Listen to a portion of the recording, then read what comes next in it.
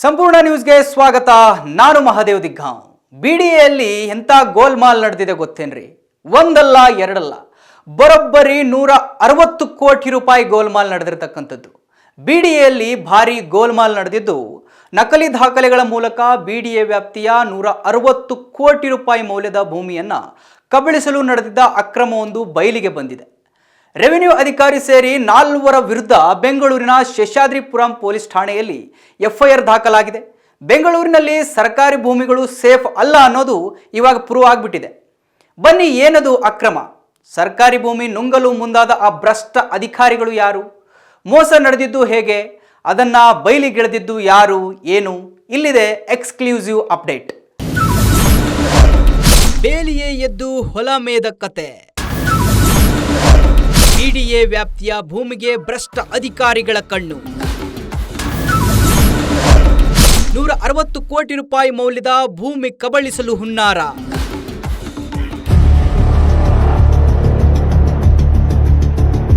S, ನಾವಿವತ್ತು ಬೇಲಿಯೇ ಎದ್ದು ಹೊಲ ಮೇದ ಕಥೆಯನ್ನ ಹೇಳ್ತಾ ಇದ್ದೀವಿ.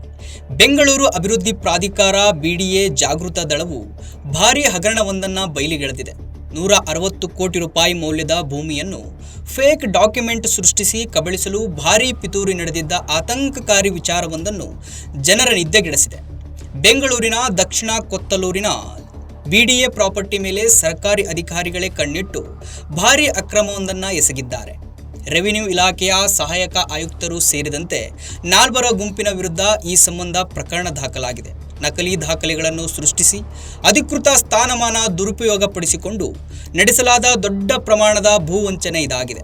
ಈ ಆಸ್ತಿ ವ್ಯವಹಾರವು 2017ರ ಹಿಂದಿನದಾಗಿದ್ದು, ಇದೀಗ ತಡವಾಗಿ ಬೆಳಕಿಗೆ ಬಂದಿದೆ. ದೂರಿನ ಪ್ರಕಾರ ಆರೋಪಿಗಳಾದ ಲಕ್ಷ್ಮೀನಾರಾಯಣ್ ಸಿ, ಮಾರುತಿ ಕುಮಾರ್, ಪ್ರದೀಪ ಎಚ್ಆರ್ ಮತ್ತು ಸಿಎಲ್ ನಾಗರಾಜ್ ಸಹಾಯಕ ಆಯುಕ್ತರು, ಬೆಂಗಳೂರು ಉಪವಿಭಾಗ, ಇವರುಗಳಿಂದ ಜೆಪಿ ನಗರ 8ನೇ ಹಂತದ ಬಡಾವಣೆ ಅಭಿವೃದ್ಧಿಗಾಗಿ ಸ್ವಾಧೀನಪಡಿಸಿಕೊಂಡಿದ್ದ ಸರ್ವೆ ನಂಬರ್ 176/1ರಲ್ಲಿ 2 ಎಕರೆ 35 ಗುಂಟೆ ವಿಸ್ತೀರ್ಣದ ಪ್ರೈಮ್ ಲ್ಯಾಂಡ್ ಅನ್ನು ಅಕ್ರಮವಾಗಿ ತಮ್ಮ ಹೆಸರಿಗೆ ಮಾಡಿಸಿಕೊಳ್ಳಲು ಸಂಚು ರೂಪಿಸಿದ್ದಾರೆ ಅನ್ನೋ ಗಂಭೀರ ಆರೋಪ ಕೇಳಿಬಂದಿದೆ. ತನಿಖೆಯ ಪ್ರಕಾರ ಬಿಡಿಎ ಮೂಲಕ ಪ್ರಾಥಮಿಕ ಮತ್ತು ಅಂತಿಮ ಅಧಿಸೂಚನೆಗಳ ಮೂಲಕ ಸ್ವಾಧೀನಪಡಿಸಿಕೊಂಡಿದ್ದ ಈ ಜಮೀನಿಗೆ ಮೂಲ ಮಾಲೀಕರ ಮರಣದ ನಂತರ ಅವರ ಕಾನೂನುಬದ್ಧ ವಾರಸುದಾರರಿಗೆ ಈಗಾಗಲೇ ಪರಿಹಾರ ನೀಡಲಾಗಿತ್ತು. ಆದರೂ ಆರೋಪಿಗಳು 2008ರ ನಕಲಿ ವಿಲ್ ಸೇರಿದಂತೆ ನಕಲಿ ದಾಖಲೆಗಳನ್ನು ಸೃಷ್ಟಿಸಿ ಮಾಲೀಕತ್ವವನ್ನು ಸುಳ್ಳಾಗಿ ಸ್ಥಾಪಿಸಲು ಪ್ರಯತ್ನಿಸಿದ್ದಾರೆ. ಪೊಲೀಸ್ ಮೂಲಗಳ ಪ್ರಕಾರ ನಕಲಿ ವಿಲ್ಲನ್ನು ಬಳಸಿ ಹಕ್ಕುಗಳ ದಾಖಲೆ, ಆರ್ಟಿಸಿ ಮತ್ತು ಮ್ಯುಟೇಷನ್ ರಿಜಿಸ್ಟರ್ಗಳು ಸೇರಿದಂತೆ ಅಧಿಕೃತ ಭೂ ದಾಖಲೆಗಳಲ್ಲಿ ನಮೂದುಗಳನ್ನು ಮಾಡಿಸಿ ಮಾಲೀಕತ್ವದ ಅಕ್ರಮ ವರ್ಗಾವಣೆಗೆ ಅನುಕೂಲ ಮಾಡಿಕೊಡಲಾಗಿದೆ. ಈ ನಕಲಿ ದಾಖಲೆಗಳ ಆಧಾರದ ಮೇಲೆ ನಕಲಿ ಕೋರ್ಟ್ ಆದೇಶಗಳನ್ನು ಕೂಡ ಪಡೆಯಲಾಗಿದೆ ಎಂಬ ಗಂಭೀರ ಆರೋಪಗಳಿವೆ. ದೂರಿನಲ್ಲಿ ರೆವಿನ್ಯೂ ಅಧಿಕಾರಿಗಳ ಪಾತ್ರದ ಬಗ್ಗೆಯೂ ಪ್ರಸ್ತಾಪಿಸಲಾಗಿದ್ದು, ಆದೇಶಗಳನ್ನು ಹೊರಡಿಸುವ ಮೊದಲು ದಾಖಲೆಗಳನ್ನು ಪರಿಶೀಲಿಸಲು ವಿಫಲರಾದ್ದರಿಂದ ಅವರ ನಿರ್ಲಕ್ಷ್ಯ ಮತ್ತು ಸಂಭವನೀಯ ಶಾಮೀಲಾಗುವಿಕೆ ಬಗ್ಗೆ ಆರೋಪಿಸಲಾಗಿದೆ.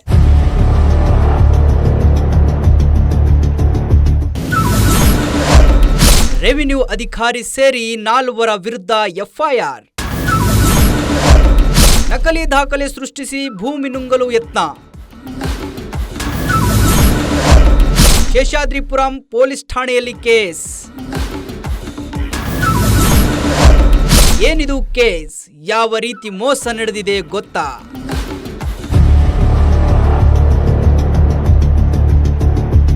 IMA ಹಗರಣದ ತನಿಖೆ ನಡೆಸುತ್ತಿರುವ ವಿಶೇಷ ತನಿಖಾ ತಂಡದಿಂದ ಶ್ರೀ ನಾಗರಾಜ್ ಅವರನ್ನು ಈ ಹಿಂದೆ ಬಂಧಿಸಲಾಗಿತ್ತು. ಅವರು ಅಂತಿಮವಾಗಿ ಸೇವೆಗೆ ರಾಜೀನಾಮೆ ನೀಡಿ 2023ರ ವಿಧಾನಸಭಾ ಚುನಾವಣೆಯಲ್ಲಿ ತುಮಕೂರು ಜಿಲ್ಲೆಯ ಮಧುಗಿರಿಯಿಂದ ಬಿಜೆಪಿ ಟಿಕೆಟ್ನಲ್ಲಿ ಸ್ಪರ್ಧಿಸಿ ವಿಫಲರಾಗಿದ್ದರು. ಬಿಡಿಎಯ ಡಿವೈಎಸ್ಪಿ ಹನುಮಂತರಾಯ ಬಿ ಅವರು ಸಲ್ಲಿಸಿದ ದೂರಿನ ಆಧಾರದ ಮೇಲೆ ಶೇಷಾದ್ರಿಪುರಂ ಪೊಲೀಸರು ಆರೋಪಿಗಳ ವಿರುದ್ಧ ಐಪಿಸಿ ಸೆಕ್ಷನ್ಗಳಾದ 34 ಸಾಮಾನ್ಯ ಉದ್ದೇಶ, 120B ಕ್ರಿಮಿನಲ್ ಪಿತೂರಿ, 409 ಕ್ರಿಮಿನಲ್ ಬೀಚ್ ಆಫ್ ಟ್ರಸ್ಟ್, 420 ವಂಚನೆ, 419 ವೇಶ್ಯ ಮರೆಸುವಿಕೆ, 465 ನಕಲಿ ದಾಖಲೆ ಮತ್ತು 468 ವಂಚನೆಯ ಉದ್ದೇಶಕ್ಕಾಗಿ ನಕಲಿ ದಾಖಲೆ ಅಡಿಯಲ್ಲಿ ಪ್ರಕರಣ ದಾಖಲಿಸಿದ್ದಾರೆ. ಬಿಡಿಎ ಈಗಾಗಲೇ ಪರಿಹಾರ ನೀಡಿ ಸ್ವಾಧೀನಪಡಿಸಿಕೊಂಡಿದ್ದ ಜಮೀನನ್ನೇ ನಕಲಿ ದಾಖಲೆ ಸೃಷ್ಟಿಸಿ ಮತ್ತೆ ಕಬಳಿಸಲು ಯತ್ನಿಸಿದ ದೊಡ್ಡ ಹಗರಣ ಇದಾಗಿದೆ. ಅಕ್ರಮ ಬಯಲಾಗ್ತಿದ್ದಂತೆ ವಿಚಾರಣೆ ಇನ್ನಷ್ಟು ತೀವ್ರಗೊಂಡಿದ್ದು, ಈ ರೀತಿಯ ಅಕ್ರಮಗಳು ಇನ್ನಷ್ಟು ನಡೆದಿದೆ ಎಂಬ ಅನುಮಾನಗಳು ನಿರ್ಮಾಣವಾಗಿವೆ.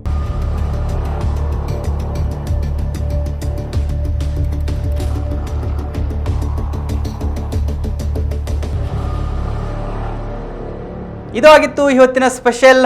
ನಿರಂತರ ಸುದ್ದಿಗಾಗಿ ನೋಡ್ತಾ ಇರಿ ಸಂಪೂರ್ಣ ನ್ಯೂಸ್. ಇದು ನೊಂದವರ ಧ್ವನಿ.